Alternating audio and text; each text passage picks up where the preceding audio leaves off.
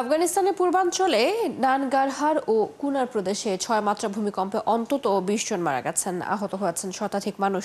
এই তথ্য জানিয়েছেন স্থানীয় কর্মকর্তারা। মৃতের সংখ্যা আরও বাড়তে পারে বলেও আশঙ্কা করছেন তারা। মার্কিন ভূতাত্ত্বিক জরিপ সংস্থা ইউএসজিএস জানিয়েছে গভীরতা ছিল ভূপৃষ্ঠ থেকে ৮ কিলোমিটার। ভূমিকম্প অনুভূত হয়েছে রাজধানী কাবুল এবং পাকিস্তানের রাজধানী ইসলামাবাদেও। ভূমিকম্পের পর ৪.৫ থেকে ৫.২ মাত্রার অন্তত ৩টি আফটার শক অনুভূত হয়েছে বলে জানা গেছে।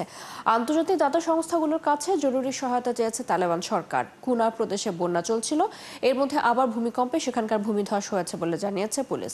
রাস্তাঘাট বন্ধ হয়ে যাওয়ায় বিমান ছাড়া উদ্ধার কাজ চালানোর উপায় নেই বলে জানিয়েছেন কুনারের পুলিশ প্রধান। পাকিস্তানের কয়েকটি প্রদেশে অব্যাহত রয়েছে ভয়াবহ বন্যা। টানা ভারী বৃষ্টিতে চেনাব, রাভি ও সুতলেজ নদীর পানি একসাথে উপচে পড়ায় নজিরবিহীন পরিস্থিতির সৃষ্টি হয়েছে। প্লাবিত হয়েছে পাঞ্জাব প্রদেশের ২,৩০০টিরও বেশি গ্রাম। বন্যায় ক্ষতিগ্রস্ত মানুষের সংখ্যা ছাড়িয়েছে ১৫ লাখ। জুনের শেষ থেকে শুরু হওয়া মৌসুমি বন্যায় এখনো পর্যন্ত মৃতের সংখ্যা ছাড়িয়েছে ৮৫০ জন। এমন তথ্য জানিয়েছে পাঞ্জাব দুর্যোগ ব্যবস্থাপনা কর্তৃপক্ষ। এর মধ্যে শুধু পাঞ্জাব প্রদেশেই মারা গেছেন ১৯৫ জন।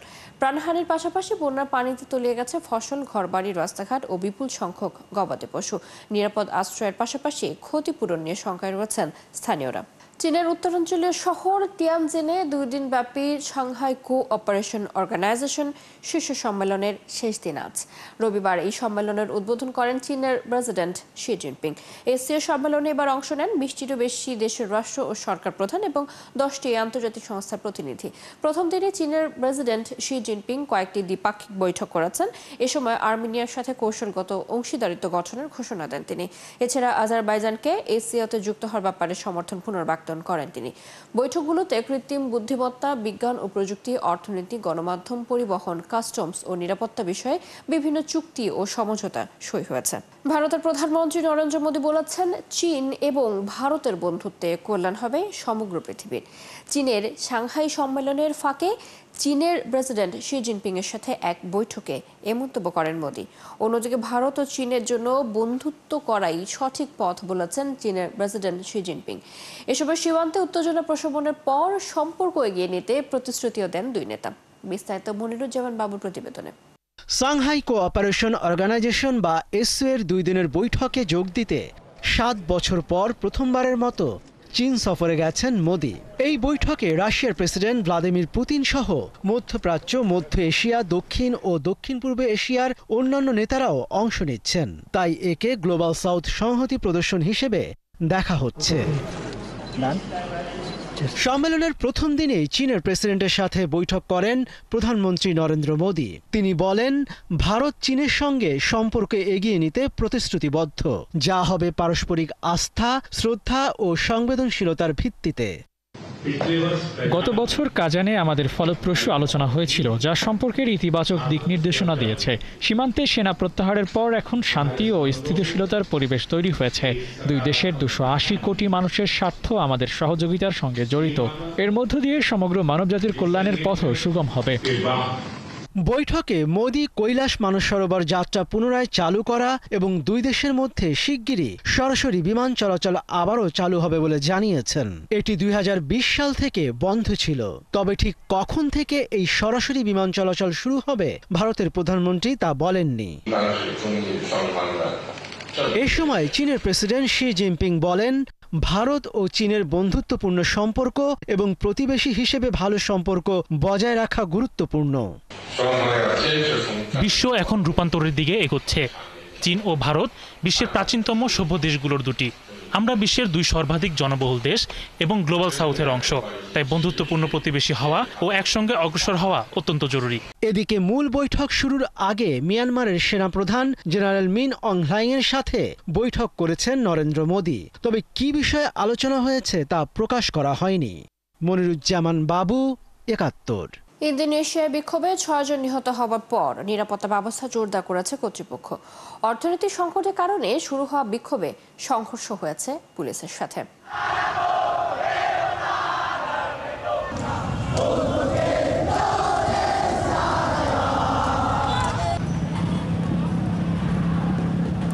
আইন প্রণেতাদের আর্থিক সুযোগ সুবিধা নিয়ে গত সপ্তাহে শুরু হয় বিক্ষোভ। শান্তিপূর্ণভাবে শুরু হলেও পুলিশের গাড়িতে এক ডেলিভারি ড্রাইভার চাপা পড়ার পর সহিংস হয়ে ওঠে। এরপর থেকে রাজধানী জাকার্তা থেকে জাভার, জোকার্তা, বান্দুক, সেমারাং এবং সুবায়ার এবং উত্তর সুমাত্রা প্রদেশের মেদান সহ অন্যান্য বড় শহরগুলোতে বিক্ষোভ ছড়িয়ে পড়েছে। সোমবার ইন্দোনেশিয়া জুড়ে ছাত্র এবং বিক্ষোভকারীদের আরও সমাবেশের পরিকল্পনা করা হয়েছিল, তাই সোমবার রাজধানী জাকার্তা জুড়ে চেক পয়েন্ট বসিয়েছে পুলিশ। বাড়ানো হয়েছে নজরদারি, মোতায়েন করা হয়েছে পুলিশের সাঁজোয়াজান।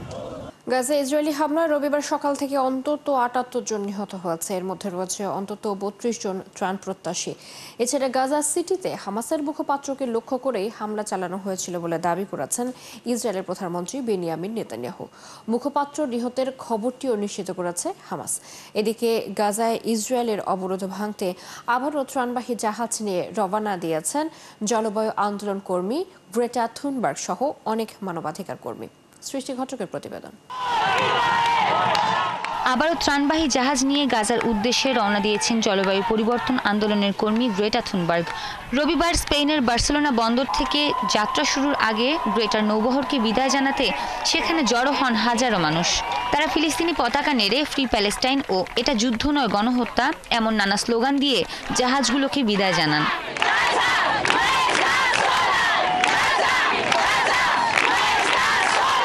এবার গ্রেটার সঙ্গে ফ্রিডম ফ্লোটিলায় যোগ দিয়েছেন জনপ্রিয় অভিনেতা লিয়াম কানিংহাম সহ অনেকে।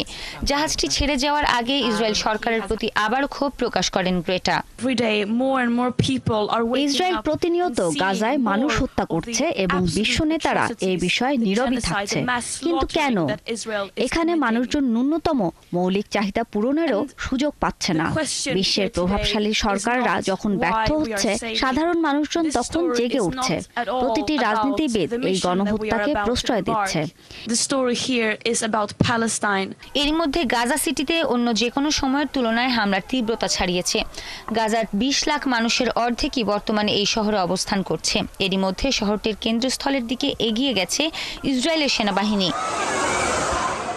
এর আগে শনিবারের হামলায় হামাসের মুখপাত্র আবু উবাইদা নিহতের তথ্য নিশ্চিত করে ইসরায়েল। পর এক বক্তব্যে নেতানিয়াহু জানান, আবু উবাইদাকে লক্ষ্য করেই সুনির্দিষ্ট হামলা চালিয়েছিল তার বাহিনী। একটি যৌথ অভিযানে ইসরায়েলি গোয়েন্দা সংস্থা সিনবেট ও সেনাবাহিনী আইডিএফ আবু উবাইদাকে লক্ষ্য করে হামলা চালায়।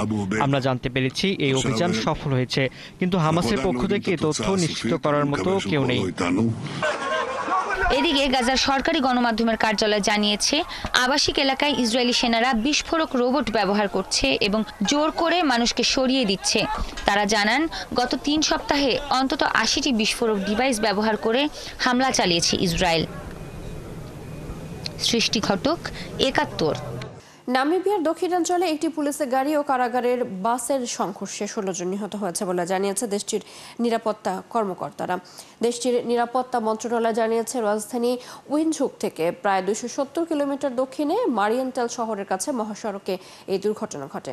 কর্তৃপক্ষ জানিয়েছে, নিহতদের বেশিরভাগই নিরাপত্তা কর্মকর্তা হলেও অন্তত ২ জন সাধারণ নাগরিকও রয়েছে। প্রেসিডেন্ট নেটুম্বো নান্দি এক শোক বার্তায় নিহতদের পরিবারের প্রতি সমবেদনা জানিয়েছেন। নামিবিয়ার মোটর ভেহিকেল অ্যাক্সিডেন্ট ফান্ডের তথ্য অনুযায়ী ২০২৩-২৪ অর্থ বছরে সড়ক দুর্ঘটনায় দেশটিতে ৪০০ জনেরও বেশি মানুষ প্রাণ হারিয়েছে।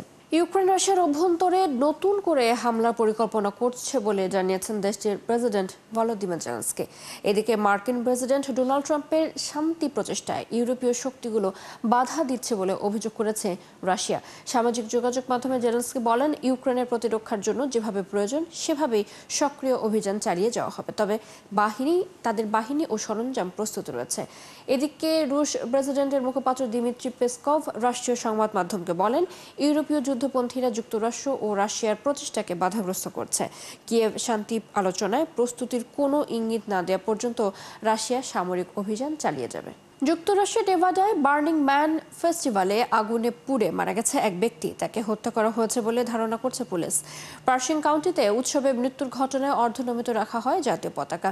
মানুষের আদলে কাছের একটি মূর্তিকে পোড়ানো হয় এই উৎসবে, কিন্তু সেখানে এক ব্যক্তির দেহাবশেষ পাওয়া গেছে এমন একটি ছবি ছড়িয়ে পড়ে সামাজিক যোগাযোগ মাধ্যমে। তবে নিহতের পরিচয় এখনও জানা যায়নি বলে জানিয়েছেন স্থানীয় শেরিফ।